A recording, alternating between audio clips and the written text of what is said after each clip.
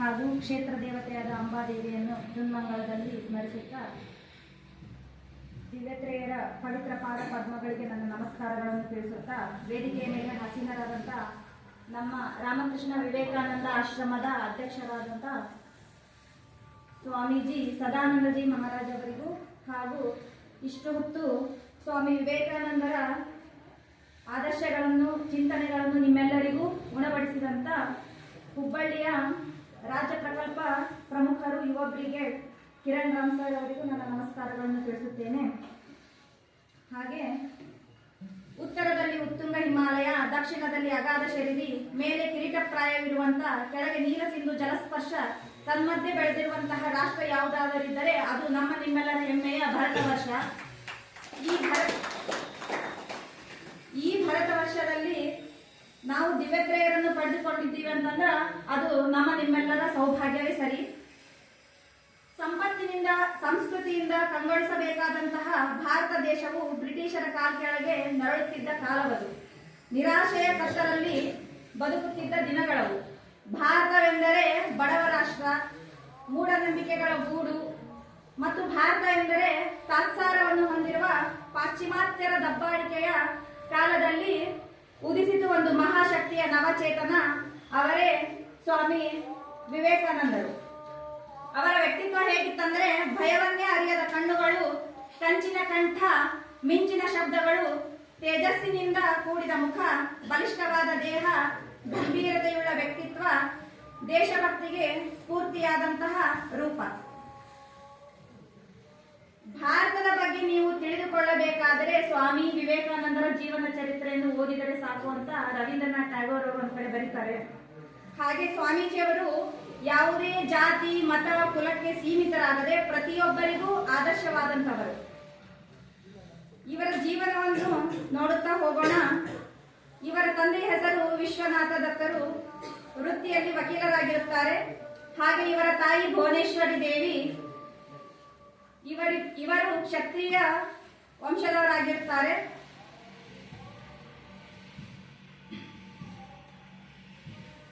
ಇವರು ಸುಸಂಸ್ಕೃತ ಹಾಗೂ ಶ್ರೀಮಂತ ಮನೆತನದವರು ಹೌದು. ಹಾಗೆ ಇವರಿಗೆ ಮೊದಲಿಗೆ ಒಂದೆರಡು ಜನ ಹೆಣ್ಮಕ್ಳ ಜನನ ಆಗುತ್ತೆ. ಆದ್ರೆ ಯಾವ ತಾಯಿಗಾದ್ರೂ ಗಂಡು ಮಗು ಬೇಕು ಅನ್ನೋ ಒಂದು ಆಸೆ ಇರುತ್ತೆ. ಹಂಗಾಗಿ ಭುವನೇಶ್ವರಿ ದೇವಿಯವರು ಏನ್ ಮಾಡ್ತಾರಂದ್ರ ಅವರು ಕಾಶಿ ವಿಶ್ವನಾಥನ ವ್ರತವನ್ನು ಕೈಗೊಳ್ತಾರೆ.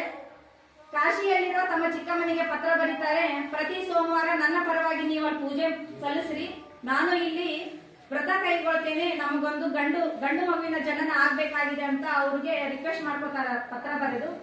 ಅವರ ಚಿಕ್ಕಮ್ಮನೂ ಕೂಡ ಅದೇ ರೀತಿ ಒಪ್ಕೊಂಡು ಮರುಪತ್ರ ಬರೀತಾರೆ, ಆಯ್ತು ನೀನು ವ್ರತವನ್ನು ಸ್ಟಾರ್ಟ್ ಮಾಡು, ನಾನು ಇಲ್ಲಿ ನಿನ್ನ ಪರವಾಗಿ ಪೂಜೆ ಸಲ್ಲಿಸ್ತೀನಿ ಅಂತ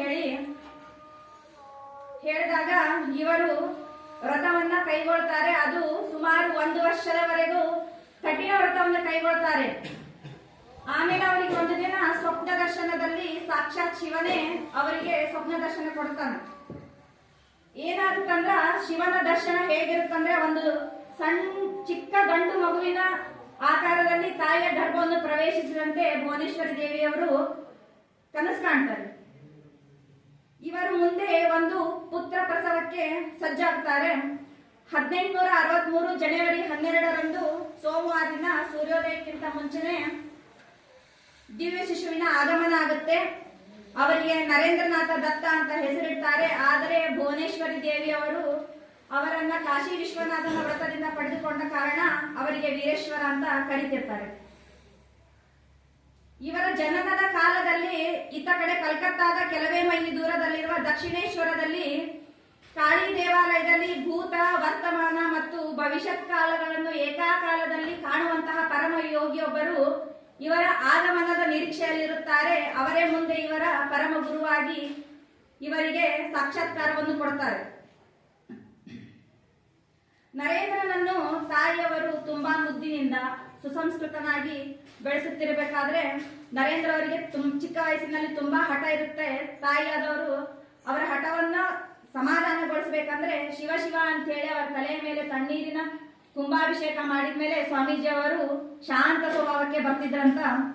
ಆಮೇಲೆ ಇವರು ಭುವನೇಶ್ವರಿ ದೇವಿಯವರು ಸ್ವಾಮೀಜಿ ಅವರಿಗೆ ನೀತಿಕತೆಗಳು, ನೈತಿಕ ಜೀವನದ ರೂಪಣೆ, ಭಗವಂತನಲ್ಲಿ ಶರಣಾಗತಿಯನ್ನು ಹೊಂದಿ ಬರುವ ಕಷ್ಟ ಕಾರ್ಪಣ್ಯಗಳನ್ನು ಎದುರಿಸುವ ಮತ್ತು ಪರಿಶುದ್ಧನಾಗಿರಬೇಕು, ಹಾಗೆ ಪವಿತ್ರನಾಗಿರಬೇಕು, ಆತ್ಮಗೌರವವನ್ನು ಕಾಪಾಡಿಕೊಳ್ಳಬೇಕು, ಮತ್ತೊಬ್ಬರ ಗೌರವಕ್ಕೆ ಧಕ್ಕೆ ಬರದಂತೆ ನಡೆದುಕೊಳ್ಳಬೇಕು ಮತ್ತು ಸಮಾಧಾನದಿಂದಿರಬೇಕು, ಸಮಯ ಬಂದರೆ ಕಲ್ಲೆದೆಯವನಾಗಿರಲೂ ಬೇಕು ಅಂತ ಹೇಳಿಕೊಡ್ತಾರೆ. ಇದೇ ರೀತಿ ತಿದ್ದುತ್ತಾ ಮಗನನ್ನು ಸರ್ವಾಂಗ ಸುಂದರನನ್ನಾಗಿ ಬೆಳೆಸುವಲ್ಲಿ ತಾಯಿಯ ಪಾತ್ರ ಪ್ರಮುಖವಾಗಿರುತ್ತೆ. ಹಾಗಾಗಿ ಸ್ವಾಮೀಜಿಯವರು ಹೇಳ್ತಾರೆ, ಯಾವನು ತನ್ನ ತಾಯಿಯನ್ನು ಅಕ್ಷರಶಃ ಪೂಜಿಸಿ ಗೌರವಿಸುವುದಿಲ್ಲವೋ ಅವನು ಖಂಡಿತವಾಗಿಯೂ ದೊಡ್ಡ ವ್ಯಕ್ತಿಯಾಗಲಾರ. ತನ್ನನ್ನು ವಿವೇಕ ಬುದ್ಧಿಯಿಂದ ಮತ್ತು ಪರಿಪೂರ್ಣವಾಗಿ ಅರಳಿಸಿದ ತನ್ನ ತಾಯಿಗೆ ತಾನು ಸದಾ ಋಣಿಯಾಗಿರುತ್ತೇನಂತ ಹೇಳ್ತಾರೆ. ಹೀಗಿರ್ಬೇಕಾದ್ರೆ ಇವರು ಚಿಕ್ಕ ವಯಸ್ಸಿನಲ್ಲಿ ತತ್ವಶಾಸ್ತ್ರಗಳನ್ನು, ಗ್ರಂಥಗಳನ್ನು, ಚರಿತ್ರೆಗಳನ್ನು ಅಧ್ಯಯನ ಮಾಡಿರುತ್ತಾರೆ. ಇವರು ಚಿಕ್ಕಂದಿನಿಂದಾಗಲೇ ಪರೀಕ್ಷಿಸದೆ ಮತ್ತು ಅವರು ಸತ್ಯವನ್ನು ಕಣ್ಣಾರೆ ಕಾಣದೆ ಯಾರನ್ನು ಯಾವುದನ್ನು ಒಪ್ಪಿಕೊಳ್ಳುವ ಮನಸ್ಥಿತಿಯಲ್ಲಿ ಇರುವುದಿಲ್ಲ. ಇದಕ್ಕೆ ಉದಾಹರಣೆ ಕೊಡ್ಬೇಕಂದ್ರೆ ಅವರು ಚಿಕ್ಕವರಿದ್ದಾಗ ಒಂದು ತೋಟದೊಳಗೆ ಆಟ ಆಡಕ್ಕೆ ಹೋಗ್ತಾರೆ ತಮ್ಮ ಸ್ನೇಹಿತರನ್ನ ಕರ್ಕೊಂಡು. ಅವಾಗ ತೋಟದ ಮಾಲೀಕ ಹೇಳ್ತಾನೆ, ನೀವು ಇಲ್ಲಿಂದ ಬೇಗ ಹೊರಟು ಬಿಡಿ, ಇಲ್ಲಾಂದ್ರೆ ಇಲ್ಲಿ ಬ್ರಹ್ಮ ರಾಕ್ಷಸ ಬರ್ತಾನೆ ನೋಡಂತ ಹೇಳಿದಾಗ ಉಳಿದೆಲ್ಲ ಸ್ನೇಹಿತರು ಹೆದರ್ಕೊಂಡು ಓಡೋದ್ರೆ ಸ್ವಾಮೀಜಿ ಅವರು, ಹೌದಾ ಬ್ರಹ್ಮ ರಾಕ್ಷಸ ಹೇಗಿದ್ದಾನೆ ನೋಡೋಣ, ಆತನ ರೂಪಗಳು ಹೇಗಿದಾವ ನೋಡೋಣ ಅಂತ ತಿಳ್ಕೊಬೇಕಂತ ಮರದ ಮೇಲಿನ ಕೂತ್ಕೊಂಡಿರ್ತಾರೆ. ಮಧ್ಯಾಹ್ನ ಆಯ್ತು, ಸಾಯಂಕಾಲ ಆಯ್ತು, ರಾತ್ರಿ ಆಯ್ತು, ಬ್ರಹ್ಮ ರಾಕ್ಷಸ ಬರೋದಿಲ್ಲ. ಅವಾಗ ಸ್ವಾಮೀಜಿ ಅವರು ಅರ್ಥ ಮಾಡ್ಕೋತಾರ, ಸುಮ್ಮನೆ ಇವ್ರು ನಮ್ಮನ್ನ ಹೆದರ್ಸೋಕ್ ಹೇಳಾರ, ಯಾವ ಬ್ರಹ್ಮ ರಾಕ್ಷಸನೂ ಇಲ್ಲ ಅಂತಂದು ಪರಿಗಣನೆ ತಗೊಂಡು ಮನೆಗೆ ತೆರಳ್ತಾರೆ. ಹೀಗೆ ಇವರಿಗೆ ಚಿಕ್ಕವರಿದ್ದಾಗ ದೇವರನ್ನು ಕಾಣುವ ಹಂಬಲ ತುಂಬಾ ಇರುತ್ತೆ. ಇವರು ಮುಂದೊಂದು ದಿನ ಶ್ರೀರಾಮಕೃಷ್ಣರನ್ನು ಭೇಟಿಯಾಗ್ತಾರೆ. ಇವರಿಗೆ ಶ್ರೀರಾಮಕೃಷ್ಣರನ್ನು ಭೇಟಿಯಾಗುವುದಕ್ಕೆ ವಿಶ್ವನಾಥ ದತ್ತರ ಸಂಬಂಧಿಕರು ರಾಮಚಂದ್ರ ಅನ್ನುವರು ಸಹಾಯ ಮಾಡ್ತಾರೆ. ಅವರಲ್ಲಿ ಹೋದಾಗ ರಾಮಕೃಷ್ಣರಿಗೆ ಕೇಳ್ತಾರೆ ಸ್ವಾಮಿ ವಿವೇಕಾನಂದರು, ನೀವು ದೇವರನ್ನು ನೋಡಿದ್ದೀರಾ ಅಂತ. ರಾಮಕೃಷ್ಣರು ಹೇಳ್ತಾರೆ, ಹೌದು ನಾನು ದೇವರನ್ನ ನೋಡೀನಿ ಅಂತ ಹೇಳ್ತಾರೆ. ಹಂಗಂದ್ರೆ ನನಗೂ ತೋರಿಸ್ರಿ ಅವರು ದೇವ್ರು ಹೆಂಗಿರ್ತ ನಾನು ನೋಡ್ಬೇಕಂದಾಗ ಆಯ್ತು ಅಂತ ಹೇಳಿ ತಮ್ಮ ಎರಡೂ ಪಾದಗಳನ್ನು ಮುಂದೆ ಕುಳಿತಿರುವಂತಹ ನರೇಂದ್ರನ ತಲೆಯ ಮೇಲಿಟ್ಟಾಗ ಅವರಿಗೆ ತಮ್ಮ ಬಾಲ್ಯದಿಂದ ಬಂದಿರುವ ಎಲ್ಲ ಸಂಬಂಧಗಳು ಕಳೆದು ಹೋದಂತೆ ಆಗುತ್ತವೆ. ಏನೋ ಒಂದು ಆಧ್ಯಾತ್ಮಿಕ ಅನುಭವ, ಹಾಗೆ ಭಯ, ದುಗುಡ ಹೆಚ್ಚಾಗಿ ಅಯ್ಯೋ ಏನ್ ಮಾಡಕತ್ತೀರಿ, ಬಿಟ್ಬಿಡ್ರಿ ನನ್ನ ತಂದೆ ತಾಯಿಯವರಿದಾರ ಅಂತ ಹೇಳ್ಬಿಟ್ಟು ಅವರು ಕಿರ್ಚಾಡ ಸ್ಟಾರ್ಟ್ ಮಾಡಿದಾಗ ರಾಮಕೃಷ್ಣರು ಹೌದಾ ಆಯ್ತು ಇವತ್ತಿಗೆ ಇಷ್ಟು ಸಾಕಂತ ಹೇಳಿ ಅವರು ತಮ್ಮ ಪಾದಗಳನ್ನು ಹಿಂದಕ್ಕೆ ತೆಗೆದುಕೊಳ್ತಾರೆ. ಹೀಗೆ ದಿನೇ ದಿನೇ ಸ್ವಾಮಿ ವಿವೇಕಾನಂದರು ರಾಮಕೃಷ್ಣರನ್ನು ಭೇಟಿಯಾಗುತ್ತಾ ಅವರೊಂದಿಗೆ ಆದ ದಿವ್ಯ ಆಧ್ಯಾತ್ಮಿಕ ಅನುಭವಗಳ ಅರಿವು ನಿಜವಾದಾಗ ನೋಡಿ, ಸ್ವಾಮೀಜಿ ಅವರು ಯಾವುದನ್ನು ಕಣ್ಣಾರೆ ಪರೀಕ್ಷಿಸದೆ ಅವ್ರು ಒಪ್ಕೊಳ್ತಿರ್ಲಿಲ್ಲ ಅನ್ನೋದಕ್ಕೆ ಇದು ಒಂದು ಸಾಕ್ಷಿ ಆಗುತ್ತೆ. ಏನಂತಂದ್ರೆ ರಾಮಕೃಷ್ಣರನ್ನು ಸಹ ಅವರು ಪರೀಕ್ಷೆಗೊಳಪಡಿಸ್ತಾರೆ. ಹೆಂಗಂತಂದ್ರೆ ನೀವು ದೇವರನ್ನು ನೋಡಿರ ಅಂದಾಗ ಅವ್ರಿಗೆ ನೋಡಿದೆ ಅಂತ ಹೇಳ್ಬಿಟ್ಟು ಅವರಿಗೆ ಅದು ಸತ್ಯ, ದೇವರಿದ್ದಾನೆ ಅನ್ನೋ ಸತ್ಯವನ್ನ ಅವರಿಂದ ಅವ್ರಿಗೆ ಮನದಟ್ಟಾದ ಮೇಲೆ ರಾಮಕೃಷ್ಣರನ್ನ ಪರಮ ಗುರುವಾಗಿ ಸ್ವೀಕರಿಸ್ತಾರೆ ಸ್ವಾಮೀಜಿಯವರು. ಹೀಗೆ ಸ್ವಾಮಿ ವಿವೇಕಾನಂದರು ರಾಮಕೃಷ್ಣರಿಗೆ ಪರಮ ಶಿಷ್ಯ ಆದ ನಂತರ ಇವರಿಗೆ ಸ್ವಾಮಿ ವಿವೇಕಾನಂದ ಅಂತ ಹೆಸರು ಬರುತ್ತೆ. ಹೀಗೆ ಗುರುಗಳೊಂದಿಗೆ ದಿನೇ ದಿನೇ ಒಡನಾಟ ಹೆಚ್ಚಾದಾಗ ಅವರಿಂದ ಆದ ಆಧ್ಯಾತ್ಮಿಕ ಅನುಭವಗಳಿಂದ ಅವರಿಗೆ ಸನ್ಯಾಸ ಮಾರ್ಗವನ್ನು ಸ್ವೀಕಾರ ಮಾಡುವ ಆಸೆ ಆಗುತ್ತೆ. ಆಮೇಲೆ 1884ರಲ್ಲಿ ಇವರು BA ಪದವೀಧರರಾಗ್ತಾರೆ. BA ಪದವೀಧರರಾದ ಸಂಭ್ರಮದಲ್ಲಿದ್ದ ಇವರಿಗೆ ಅವರ ತಂದೆಯ ಮರಣದ ವಿಷಯ ತಿಳಿಯುತ್ತೆ. ಹೀಗಾದ್ಮ್ಯಾಗ ಅವರಿಗೆ ಸ್ವಾಮಿ ವಿವೇಕಾನಂದರಿಗೆ ಮನೆಯ ಜವಾಬ್ದಾರಿಗಳೆಲ್ಲ ಅವರ ತಲೆ ಮೇಲೆ ಹೊತ್ಕೊಳ್ತಾರೆ. ಮನೆಯ ಜವಾಬ್ದಾರಿ ಅಂದ್ಮೇಲೆ ಹಣಕಾಸು ಬೇಕೇ ಬೇಕು. ಹಾಗಾಗಿ ಅವರು ಒಂದು ಶಾಲೆಯಲ್ಲಿ ಉಪಾಧ್ಯಾಯರಾಗಿ ಸೇರಿಕೊಳ್ತಾರೆ. ಉಪಾಧ್ಯಾಯರಾಗಿ ಕೆಲಸ ಮಾಡುವ ಸ್ವಲ್ಪ ದಿನಗಳಲ್ಲೇ ಗುರುಗಳಾದ ರಾಮಕೃಷ್ಣರಿಗೆ ಗಂಟಲಿನ ಕ್ಯಾನ್ಸರ್ ಬಂತು ಅಂತ ಹೇಳ್ಬಿಟ್ಟು ಸ್ವಾಮೀಜಿಯವರಿಗೆ ಗೊತ್ತಾದಾಗ ಅವರು ಆ ಉಪಾಧ್ಯಾಯರ ಕೆಲಸವನ್ನು ಕೂಡ ಬಿಟ್ಟು ಗುರುಗಳ ಸೇವೆ ಮಾಡೋದಕ್ಕಂತ ಗುರುಗಳಿದ್ದಲ್ಲಿಗೆ ಹೋಗ್ತಾರೆ. 1886ರಲ್ಲಿ ರಾಮಕೃಷ್ಣರು ತಮ್ಮ ದೇಹತ್ಯಾಗವನ್ನು ಮಾಡ್ತಾರೆ. ಅದಾದ್ಮೇಲೆ ಇವರು ಎಲ್ಲಾ ಭಕ್ತರನ್ನು ಕೂಡಿಸಿಕೊಂಡು ಒಂದು ಮಠ ಸ್ಥಾಪಿಸಿ ಆ ಮಠದೊಳಗೆ ಇರೋದಕ್ಕೆ ಸ್ಟಾರ್ಟ್ ಮಾಡ್ತಾರೆ. ರಾಮಕೃಷ್ಣರನ್ನು ಆರಾಧಿಸಿಕೊಂಡು ಅಲ್ಲಿದ್ದಂತಹ ಎಲ್ಲಾ ಭಕ್ತರಿಗೂ ವಿವೇಕಾನಂದರೇ ನಾಯಕರಾಗಿರ್ತಾರೆ. ಸ್ವಲ್ಪ ಕಾಲದ ನಂತರ ಸ್ವಾಮಿ ವಿವೇಕಾನಂದರು ದೇಶವನ್ನೆಲ್ಲ ಸಂಚರಿಸುತ್ತಾರೆ. ಈ ದೇಶದ ಸ್ಥಿತಿಗತಿಯನ್ನು ನೋಡಿ ಅವರು ತುಂಬಾ ದುಃಖಪಟ್ಟು ನಮ್ಮ ದೇಶ ಈ ರೀತಿ ಆಗೋದಕ್ಕೆ ನಮ್ಮಲ್ಲಿರುವ ಮೂಢನಂಬಿಕೆಗಳೇ ಕಾರಣ ಅಂತ ಅದನ್ನು ಗುರುತಿಸಿ ಅವರು ಅವತ್ತೇ ನಿರ್ಧರಿಸುತ್ತಾರ, ನನ್ನ ದೇಶದ ಗತವೈಭವವನ್ನು ಮತ್ತು ನನ್ನ ದೇಶದ ಶ್ರೇಷ್ಠತೆಯನ್ನು ಇಡೀ ವಿಶ್ವಕ್ಕೆ ನಾನು ಸಾರಬೇಕು ಅಂತ ದೃಢ ನಿರ್ಧಾರ ಕೈಗೊಳ್ತಾರೆ. ನಂತರ ಇವರು ಅಲ್ಲಿಂದ ಕನ್ಯಾಕುಮಾರಿಗೆ ಹೋಗಿ ಸಮುದ್ರದ ಬಂಡೆಯ ಮೇಲೆ 3 ದಿನಗಳ ಕಾಲ ಸತತವಾಗಿ ಧ್ಯಾನಮಗ್ನರಾಗಿ ಧ್ಯಾನಗೈತಾರೆ. ಆಮೇಲೆ ಇವ್ರಿಗೆ ಗೊತ್ತಾಗುತ್ತೆ ಚಿಕಾಗೋ ನಗರದಲ್ಲಿ ಸರ್ವಧರ್ಮ ಸಮ್ಮೇಳನ ನಡೆಯಲಿದೆ, ಅಲ್ಲಿ ಹೋದ್ರೆ ನಾನು ನನ್ನ ಧರ್ಮದ ಬಗ್ಗೆ ವಿವರಣೆಯನ್ನು ಕೊಡಬಹುದು, ನನ್ನ ಭಾರತ ದೇಶದ ಶ್ರೇಷ್ಠತೆಯನ್ನು ನಾನು ಹೊಗಳಬಹುದು ಮತ್ತು ನನ್ನ ಭಾರತವನ್ನು ನಾನು ಪುನರ್ ನಿರ್ಮಾಣ ಮಾಡಬಹುದು ಅಂತ ಹೇಳ್ಬಿಟ್ಟು ಅವರು ಅಮೆರಿಕಕ್ಕೆ ಹೋಗೋಕೆ ನಿರ್ಧಾರ ಮಾಡಿದಾಗ ಆವಾಗಿನ ರಾಜರುಗಳು ಅವರಿಗೆ ಹೋಗೋದಕ್ಕೆ ಸಹಾಯ ಮಾಡ್ತಾರೆ. 1893 ಮೇ 31ರಂದು ಮುಂಬೈ ಮುಖಾಂತರ ಹೊರಡೋದಕ್ಕೆ ಸ್ಟಾರ್ಟ್ ಮಾಡಿದವರು ಜುಲೈ ತಿಂಗಳಿಗೆ ಹೋಗಿ ಅಮೆರಿಕ ಇಳಿದಾಗ ಅಲ್ಲಿ ಹೋದ್ಮೇಲೆ ಗೊತ್ತಾಗುತ್ತೆ ಸ್ವಾಮೀಜಿ ಅವರಿಗೆ ಸರ್ವಧರ್ಮ ಸಮ್ಮೇಳನ ಇನ್ನೂ 3 ತಿಂಗಳು ವಾಯ್ದೆಯಾಗಿದೆ ಅಂತ ಹೇಳಿ. ಅಲ್ಲಿವರೆಗೂ ಅವರಲ್ಲಿ ಏನ್ ಮಾಡ್ಬೇಕು, ಬದುಕೋದಕ್ಕೆ ಹಣಕಾಸು ಬೇಕು. ಅದರಲ್ಲಿ ಇವರ ವೇಷಭೂಷಣವನ್ನು ನೋಡಿ ಅಮೆರಿಕದವರು ಇವರಿಗೆ ಕೊಟ್ಟಂತ ಕಷ್ಟ ಸಣ್ಣದಲ್ಲ. ಇವರನ್ನು ನೋಡಿ ಗೇಲಿ ಮಾಡೋರು, ಮರ್ಯಾದೆ ಕೊಟ್ಟು ಮಾತಾಡದೇ ಇರೋದು, ಈ ತರ ಎಲ್ಲ ಆಗ್ಬೇಕಾದ್ರೆ ಅದನ್ನೆಲ್ಲ ಸಹಿಸಿಕೊಂಡ್ರೆ ಅನ್ನೋದಕ್ಕಿಂತ ಅವರಿಗೆಲ್ಲ ತಕ್ಕ ಉತ್ತರವನ್ನು ಕೊಟ್ಕೊಂತ ಬಂದಾಗ ಸ್ವಾಮೀಜಿ ಅವರು. ಹಿಂಗ ಒಬ್ಬ ಮಹಿಳೆ ರೋಡ್ ಮೇಲೆ ಹೋಗ್ಬೇಕಾದ್ರೆ ಅವರಿಗೆ ನೋಡ್ರಿ ಅವ್ರ ವೇಷಭೂಷಣ ಹೆಂಗಿದೆ, ಜೆಂಟಲ್ಮೆನ್ ತರ ಕಾಣಲ್ಲ ಅವರು ಅಂತ ಹೇಳಿದಾಗ ಸ್ವಾಮೀಜಿ ಅವ್ರು ಹೇಳ್ತಾರೆ, ನೋಡ್ರಿ ಮೇಡಮ್, ನಿಮಗೆ ಇಲ್ಲಿನ ಟೈಲರ್ ನಿಮ್ಮನ್ನ ಜೆಂಟಲ್ಮೆನ್ ಮಾಡ್ಬೋದು, ಆದ್ರೆ ನಮ್ಮ ಭಾರತ ದೇಶದ ಸಂಸ್ಕೃತಿ ಮತ್ತು ನಾವು ನಡೆದುಕೊಡುವಂತಹ ನಡವಳಿಕೆಯ ಮೇಲೆ ನಮ್ಮ ದೇಶದಲ್ಲಿ ನಮ್ಮ ಜೆಂಟಲ್ಮೆನ್ ಅಂತ ಗುರುತಿಸ್ತಾರಂತ ಅವರಿಗೆ ಪ್ರತ್ಯುತ್ತರ ನೀಡ್ತಾರೆ. ನಂತರ ಇವರಿಗೆ ಅಲ್ಲಿ ಕ್ಯಾಥರಿನ್ ಎಂಬ ಮಹಿಳೆ ಒಬ್ರು ಪರಿಚಯ ಆಗ್ತಾರೆ. ಪರಿಚಯ ಆದ್ಮೇಲೆ ಇವರ ಶ್ರೇಷ್ಠತೆಯನ್ನು ಅರಿತ ಆ ಮಹಿಳೆ ಇವರಿಗೆ ತಮ್ಮ ಮನೆಯಲ್ಲಿ ಉಳಿದುಕೊಳ್ಳಲು ಅವಕಾಶ ಮಾಡಿಕೊಡ್ತಾರೆ. ಹಿಂಗಾಗ್ಬೇಕಾದ್ರೆ ಅವರು ಅವ್ರ ಮನೆಯಲ್ಲಿದ್ದಾಗ 3 ತಿಂಗಳ ಕಾಲ ಕಳಿಬೇಕಲ್ಲ, ಅವರು ಪ್ರತಿದಿನ ಗ್ರಂಥಾಲಯಕ್ಕೆ ಹೋಗೋದು, ಅಲ್ಲೊಂದು ಪುಸ್ತಕ ತಗೊಳ್ಳೋದು, ಮತ್ತೆ ಮನೆಗೆ ಬರೋದು, ಮತ್ತೆ ಮರಳಿ ಹೋಗಿ ಅದನ್ನ ಪುಸ್ತಕ ಕೊಡೋದು, ಮತ್ತೆ ಇನ್ನೊಂದು ಪುಸ್ತಕ ತಗೊಂಡ್ಬರೋದು. ಹಿಂಗ ಸ್ವಾಮೀಜಿ ಅವ್ರು ಮಾಡ್ಬೇಕಾದ್ರ ಗ್ರಂಥಾಲಯದಲ್ಲಿದ್ದ ಮಹಿಳೆಗೆ ಸಿಟ್ಟು ಬರುತ್ತೆ.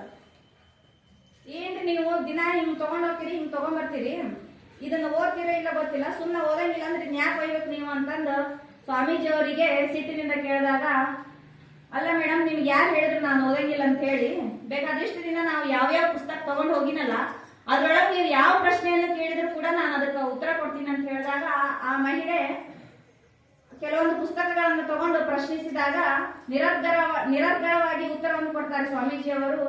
ಆವಾಗ ಆ ಮಹಿಳೆ, ಅಯ್ಯೋ ನಾನು ಎಂತ ತಪ್ಪು ಮಾಡ್ಬಿಟ್ಟೆ, ಇಂಥ ಶ್ರೇಷ್ಠ ವ್ಯಕ್ತಿ ಮೇಲೆ ನಾನು ಕೂಗಾಡ್ಬಿಟ್ನಲ್ಲ ಅಂತ ಪಶ್ಚಾತ್ತಾಪ ಪಡ್ತಾರೆ. ಹಿಂಗಿರ್ಬೇಕಾದ್ರೆ ಕ್ಯಾಥರಿನ್ ಅವರ ಮನೆಗೆ ಒಂದಿನ ಪ್ರೊಫೆಸರ್ ಬಂದಿರ್ತಾರೆ. ಅವರ ಮುಖಾಂತರ ಇವರಿಗೆ ಸರ್ವಧರ್ಮ ಸಮ್ಮೇಳನಕ್ಕೆ ಹೋಗುವುದಕ್ಕೆ ಅವಕಾಶ ಸಿಗುತ್ತೆ. 1893 ಸೆಪ್ಟೆಂಬರ್ 11ರಂದು ಸರ್ವಧರ್ಮ ಸಮ್ಮೇಳನ ಶುರು ಆಗುತ್ತಾ. ಅವತ್ತು ಸ್ವಾಮೀಜಿಯವರು ಸತ್ತಂತಿದ್ದ ನಮ್ಮ ಭಾರತ ದೇಶಕ್ಕೆ ಪುನರ್ಜನ್ಮವನ್ನು ನೀಡಿದರು ಅಂತ ಹೇಳಬಹುದು. ಅಲ್ಲಿ ನಮ್ಮ ದೇಶದ ಶ್ರೇಷ್ಠತೆಯ ಬಗ್ಗೆ, ಸಂಸ್ಕೃತಿಯ ಬಗ್ಗೆ, ಆಧ್ಯಾತ್ಮಿಕತೆಯ ಬಗ್ಗೆ, ಸನಾತನ ಹಿಂದುತ್ವದ ಬಗ್ಗೆ, ಸಂಪ್ರದಾಯಗಳ ಬಗ್ಗೆ ವಿವರಣೆಯಾಗಿ ವಿವರಿಸುತ್ತಾರೆ.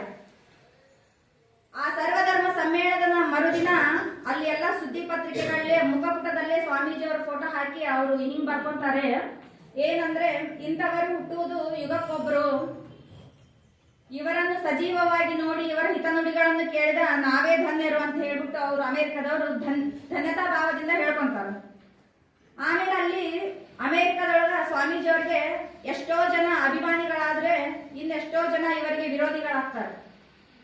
ನಂತರ ಇವರಿಗೆ ಸರ್ವಧರ್ಮ ಸಮ್ಮೇಳನ ಎಷ್ಟು ದಿನ ನಡೀತದಲ್ಲ ಅಷ್ಟು ದಿನನೂ ಕೊನೆಗೆ ಮಾತಾಡಕ್ಕೆ ಅವಕಾಶ ಕೊಡ್ತಾರೆ. ಯಾಕಂದ್ರೆ ಅವರ ಭಾಷಣಕ್ಕಾಗಿ ಎಲ್ಲರೂ ಕಾತುರದಿಂದ ಕಾಯ್ಕೊಂಡು ಕುಂತಿರ್ತಾರ. ಫಂಕ್ಷನ್ ಮುಗಿಯೋವರೆಗೂ ಎಲ್ಲರೂ ಇಲ್ಲೇ ಇರ್ತಾರ ಅನ್ನೋ ಕಾರಣಕ್ಕೋಸ್ಕರ ಸ್ವಾಮೀಜಿ ಅವರಿಗೆ ಕಡೆಯದಾಗಿ ಮಾತಾಡೋದಕ್ಕೆ ಅವ್ರಿಗೆ ಅವಕಾಶ ಕೊಡ್ತಾರ. ಹಿಂಗಿರ್ಬೇಕಾದ್ರೆ ಸ್ವಾಮೀಜಿ ಅವರು ಒಂದು ಸಭೆಯಲ್ಲಿ ಮಾತಾಡ್ಬೇಕಾದ್ರ ಯಾರೋ ಒಬ್ಬ ಅವ್ರಿಗೆ ಆಗದೆ ಇರುವಂತ ವಿರೋಧಿ ಒಂದು ಪೇಪರ್ ಒಳಗೆ ಇಡಿಯಟ್ ಅಂತ ಬರೆದು ಆ ಹಾಡಿನ ಒಗಿತಾರ ಅವ್ರ ಕಡೆ. ಅವಾಗ ಸ್ವಾಮೀಜಿ ಅವ್ರು ನೋಡ್ರಿ ಅದನ್ನ ಯಾವ ತರ ತಗೊಂತಾರ ಅಂದ್ರ ಅದನ್ನ ತೆಗೆದು ನೋಡಿದ ಮ್ಯಾಗ ಹೇಳ್ತಾರಂತ ಎಲ್ಲಾರ್ಗು, ಯಾರೋ ತಮ್ಮ ಹೆಸರನ್ನ ಬರೋದು ಇಲ್ಲಿ ಎಸ್ತಾರ, ಪಾಪ ಅವ್ರಿಗೆ ಇದ್ರ ಮ್ಯಾಗ ಏನ್ ಬರಿಬೇಕು, ವಿಷಯ ಬರೆಯೋದನ್ನೇ ಮರ್ತು ಬಿಟ್ಟಾರ ನೋಡ ಅಂತಂದು ಅವರು ಆ ತರ ಹೇಳ್ತಾರೆ. ಇನ್ನೊಂದಿನ ಅಲ್ಲಿಯ ಮುಖ್ಯಸ್ಥರು ಅಮೆರಿಕದೊಳಗ ಗ್ರಂಥಾಲಯ ಕರ್ಕೊಂಡು ಹೋಗ್ತಾರ. ಗ್ರಂಥಾಲಯ ಕರ್ಕೊಂಡು ಹೋಗಿ ನಮ್ಮ ಭಾರತ ದೇಶದ ಭಗವದ್ಗೀತೆ ಗ್ರಂಥವನ್ನ ಕೆಳಗಿಟ್ಟು ಉಳಿದ ಎಲ್ಲಾ ಧರ್ಮಗಳ ಗ್ರಂಥಗಳನ್ನು ಭಗವದ್ಗೀತೆ ಮೇಲೆ ಇಟ್ಟಿರ್ತಾರ. ಸ್ವಾಮೀಜಿಯವ್ರನ್ನ ಕರ್ಕೊಂಡು ಹೋಗಿ ಅವಮಾನ ಮಾಡೋದಕ್ಕಂತಾನೆ ಕರ್ಕೊಂಡು ಹೋಗಿರ್ತಾರ. ಕರ್ಕೊಂಡು ಹೋಗಿ ಏನ್ ಹೇಳ್ತಾರ, ನೋಡ್ರಿ ನಿಮ್ಮ ದೇಶದ ಗ್ರಂಥದ ಸ್ಥಳ ಯಾವ್ದಂದ್ರೆ ಕೆಳಗಿರೋದೇ ನಿಮ್ಮ ಸ್ಥಳ ಅಂತಂದು ಅವಮಾನ ಮಾಡಿದಾಗ, ಹೌದು ನೀವು ಕರೆಕ್ಟ ಮಾಡಿರಿ, ಈಗ ನಾನೇನಾರ ಭಗವದ್ಗೀತೆ ತೆಗೆದ್ಬಿಟ್ರೆ ನಿಮ್ಮ ಮೇಲೆ ಇರೋ ಎಲ್ಲಾ ಗ್ರಂಥಗಳು ನಿಮ್ಮ ಎಲ್ಲಾ ಧರ್ಮ ಮತಗಳು ನಿಂದಿರ್ಬೇಕಾದ್ರ ನಮ್ಮ ಭಾರತ ದೇಶದ ಗ್ರಂಥದಿಂದಲೇ ನಿಮ್ಮ ಎಲ್ಲಾ ಮತಗಳು ನಿಂತಿದಾವ ಅಂತ ಹೇಳಿದಾಗ ಅವರು ಈ ಮಾತನ್ನು ಕೇಳಿ ಸ್ವಾಮೀಜಿ ಅವರಿಗೆ ಕ್ಷಮಾಪಣೆಯನ್ನು ಕೇಳ್ತಾರೆ. ಆಮೇಲೆ ಅವ್ರಿಗೆ ಇಂಗ್ಲೆಂಡಿನಿಂದ ಕರೆ ಬರುತ್ತೆ, ನೀವು ಇಂಗ್ಲೆಂಡಿಗೆ ಬರಬೇಕು, ಇಲ್ಲಿ ಕೂಡ ನಿಮ್ಮ ಮಾತುಗಳನ್ನು ಹೇಳಬೇಕು ನಿಮ್ಮ ಅಂತಂದು ಕರೆ ಬಂದಾಗ ಅವರು ಆಯ್ತಂತ ಹೇಳಿ ಹಡಗಿನ ಮೂಲಕ ತಮ್ಮ ಸ್ನೇಹಿತನೊಂದಿಗೆ ಹೋಗ್ತಿರ್ತಾರ. ಅವಾಗ ಹಡಗು ಚಾಲಕನ ಜೊತೆಗೆ ನ್ಯೂಸ್ ಪೇಪರ್ ಇಸ್ಕೊತಾರ ಸ್ವಾಮೀಜಿ ಅವರು. ನ್ಯೂಸ್ ಪೇಪರ್ ಇಸ್ಕೊಂಡು ಓದ್ಕೊಂತ ಕುಂತಾಗ ಓದಿದ್ಮೇಲೆ ತಮ್ಮ ಸ್ನೇಹಿತನಿಗೆ ಕೊಡ್ತಾರ ಓದಾಕ. ಜೋರಾಗಿ ಬಂದ ಗಾಳಿಯ ರಭಸಕ್ಕೆ ನ್ಯೂಸ್ ಪೇಪರ್ ಹಾರ್ಕೊಂಡು ಹೋಗುತ್ತಾ ಅವಾಗ ಹಡಗಿನ ಚಾಲಕ ಅವ್ರ ಸ್ನೇಹಿತನಿಗೆ ಬಯೋಕ್ ಶುರು ಮಾಡ್ತಾರೆ. ನಾನು ವಾಪಸ್ ಬೇಕಂತ ಹೇಳಿದ್ದೆ, ನೀವು ಹೆಂಗ್ ಕೈ ಬಿಟ್ರಿ ಅಂತಂದು ಬೈಬೇಕಾದ್ರೆ ಸ್ವಾಮೀಜಿ ಅವರು, ನಿಮಗೆ ನ್ಯೂಸ್ ಪೇಪರ್ ಎಲ್ಲ ಬೇಕು, ನೀವು ನಮ್ಮ ಸ್ನೇಹಿತನ ಬೈಬೇಡ್ರಿ, ಒಂದು ಪೆನ್ ಪೇಪರ್ ಕೊಡ್ರಿ ಅಂತೇಳಿ ಒಂದು ಕಾಮ ಫುಲ್ ಸ್ಟಾಪ್ ಏನೂ ಮಿಸ್ ಮಾಡಾರ್ದ ನ್ಯೂಸ್ ಪೇಪರ್ನೊಳಗೆ ಏನು ವಿಷಯ ಇತ್ತು ಎಲ್ಲದನ್ನು ವಿವರಣೆಯಾಗಿ ಬರೆದು ಕೊಡ್ತಾರೆ ಅವರಿಗೆ. ಹೀಗೆ ಸತತವಾಗಿ ಸುಮಾರು 4 ವರ್ಷಗಳ ಕಾಲ ವಿದೇಶದಲ್ಲಿ ಭಾರತದ ಬಗ್ಗೆ ಮತ್ತು ಭಾರತದ ಸಂಸ್ಕೃತಿಯ ಬಗ್ಗೆ ಇವರು ನಿರಂತರವಾಗಿ ತಿಳಿಸುತ್ತಾ ಬರ್ತಾರೆ. 4 ವರ್ಷದ ನಂತರ ಇವರು ಭಾರತಕ್ಕೆ ವಾಪಸ್ಸಾದಾಗ ಇವರಿಗೆ ಅಖಂಡ ಕೀರ್ತಿ ಒದಗಿ ಬಂದಿರುತ್ತೆ. ಮತ್ತೆ ಭಾರತೀಯರೆಲ್ಲ ಇವರಿಂದ ಆತ್ಮವಿಶ್ವಾಸವನ್ನು ಜಾಗೃತಗೊಳಿಸಿಕೊಂಡಿರುತ್ತಾರೆ. ಮತ್ತು ಅಲ್ಲಿಂದ ಬಂದ ಮೇಲೆ ಇವರಿಗೆ ರಾಜ ಮರ್ಯಾದೆ ದೊರಕಿರುತ್ತದೆ. ಭಾರತಕ್ಕೆ ಬಂದ ಮೇಲೆ ದೀನ ದಲಿತರ ಸೇವೆ ಮಾಡೋಣ ಅಂತ ಹೇಳ್ಬಿಟ್ಟು ರಾಮಕೃಷ್ಣ ಮಿಷನ್ ಆಶ್ರಮವನ್ನು ಮತ್ತು ಮಠವನ್ನು ಸ್ಥಾಪನೆ ಮಾಡ್ಕೊಳ್ತಾರೆ.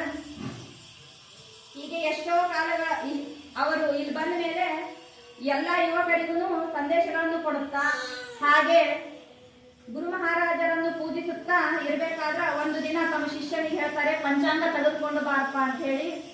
ಆ ಪಂಚಾಂಗದೊಳಗ ಜುಲೈ 4ನೇ ತಾರೀಕನ್ನು ಗುರುತು ಮಾಡ್ಕೊತಾರೆ.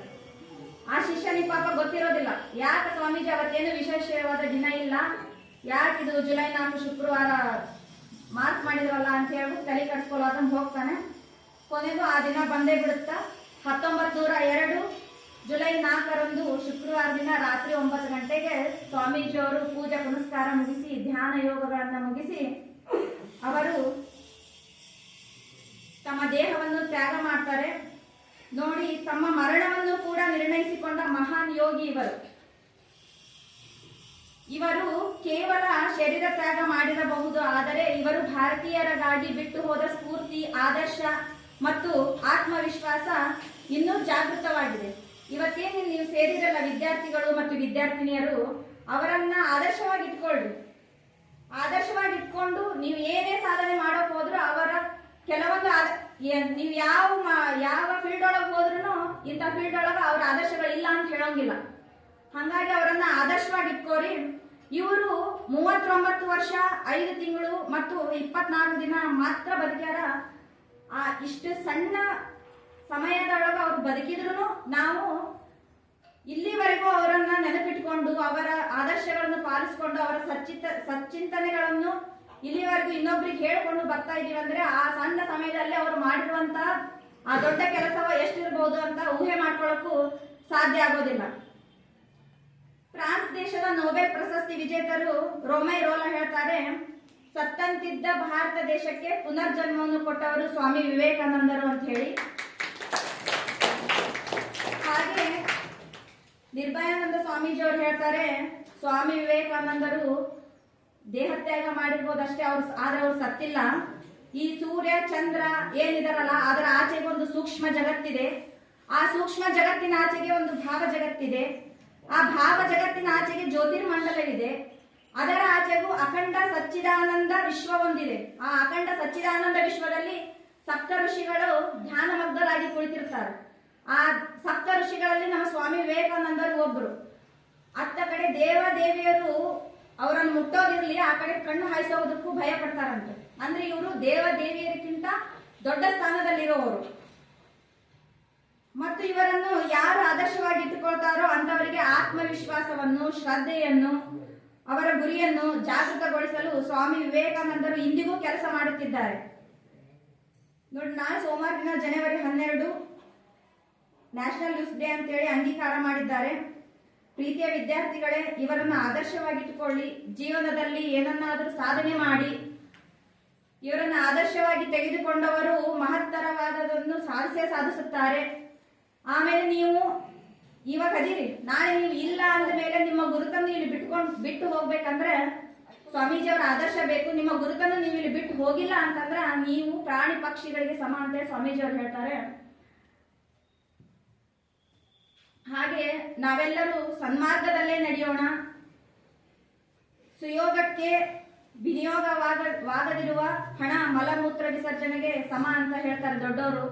ಹಾಗಾಗಿ ಒಳ್ಳೆ ಒಳ್ಳೆ ಕಾರ್ಯಕ್ಕೆ, ಒಳ್ಳೆ ಒಳ್ಳೆ ಕಾರ್ಯಕ್ರಮಕ್ಕೆ ನಿಮ್ಮಿಂದ ಧನ ಸಹಾಯ ಮಾಡಕ್ ಹೋಗ್ಲಿಲ್ಲ ಅಂದ್ರೂ ನಿಮ್ಮ ತನುಮನವನ್ನಾದ್ರೂ ಅಲ್ಲಿ ಅರ್ಪಿಸಿ ಕೆಲಸ ಮಾಡ್ರಿ. ಆಮೇಲೆ ಶವವಾಗುವುದರೊಳಗೊಮ್ಮೆ ನಾವೆಲ್ಲರೂ ಶಿವ ಮೆಚ್ಚುವ ಕಾರ್ಯಗಳನ್ನು ಮಾಡೋಣ ಅಂತ ಹೇಳ್ತಾ ನನ್ನೆರಡು ಮಾತುಗಳನ್ನು